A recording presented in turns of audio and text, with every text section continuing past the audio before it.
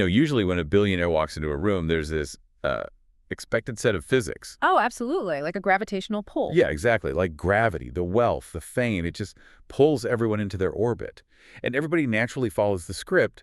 The billionaire asks, and, well, the room answers. Right. And for the person at the center of it, I mean, that compliance is comfortable. It's just their baseline reality. The power dynamic is entirely settled before anyone even says hello. But step into the private dynamics of Donald and Melania Trump, and that law of gravity suddenly breaks. So welcome to today's deep dive. We are unpacking an excerpt from The Art of Her Heart, Trump and Melania's Journey. Yes, and our goal today is to explore the specific dynamics of their relationship. We really want to focus on how Melania maintained her personal independence, Yeah, and how that fundamentally changed Donald's approach to their courtship. it's a completely fascinating case study. We're looking past the very loud public personas to examine the actual mechanics of their connection. And it starts from the exact minute they met. Right, because this gravity-defying dynamic, it started immediately.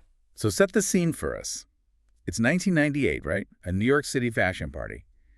Donald Trump, who is very confident and totally accustomed to getting his way, approaches Melania and asks for her number. And instead of swooning, she completely flips the script. She quietly but firmly refuses, and she actually asks for his number instead. Which is wild. I mean, it's like a high-stakes business negotiation. You just break the expected script to immediately flip the leverage. Exactly. She essentially treated a romantic overture like a hostile takeover. Oh, wow. Yeah, in that one brief interaction, she neutralized his leverage.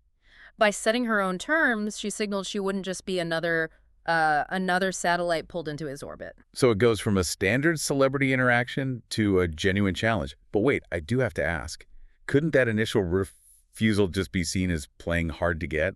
Like a classic dating strategy? Well, you might think so, but it wasn't just a temporary tactic. It actually became a persistent theme that caused real friction early on. Oh, really? Yeah. You had two drastically different ways of operating, just colliding. Donald is living this hyper-fast, media-saturated, constant attention lifestyle.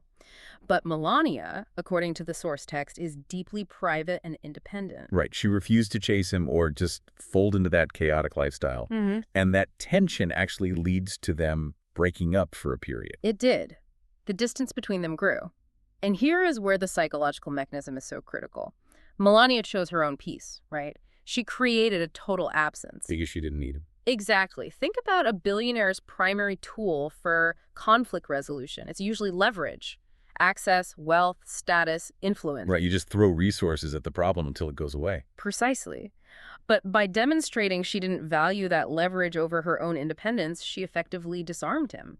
It was an absence he couldn't simply buy his way out of. So was this specific period of silence and his inability to buy his way out of it, was that the exact crucible that earned his lasting respect? Yes.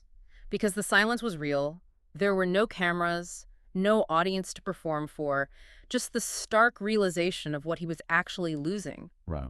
which forced a complete reevaluation on his part. When they eventually reconnect, the text highlights a permanent shift in his approach. It moves away from a need for control and shifts toward mutual respect. And you really see that contrast when you look at the trajectory of the relationship. They have the highly publicized, glamorous early days, the grand wedding. The really big public spectacles, yeah. Right. But behind all that luxury, there's a quieter shift into a mature family life, especially after the birth of their son, Barron. It marked a new chapter as a family unit. And that foundation of earned respect is what anchors them. Because let's face it, they exist under intense public scrutiny and massive political pressure. Which is heavy.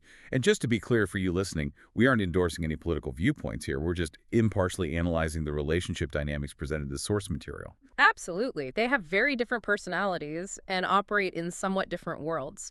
But the source portrays a relationship that survives precisely because of that initial crucible. It's built on a realism that wouldn't exist if she had just followed that initial billionaire gravity script back in 1998.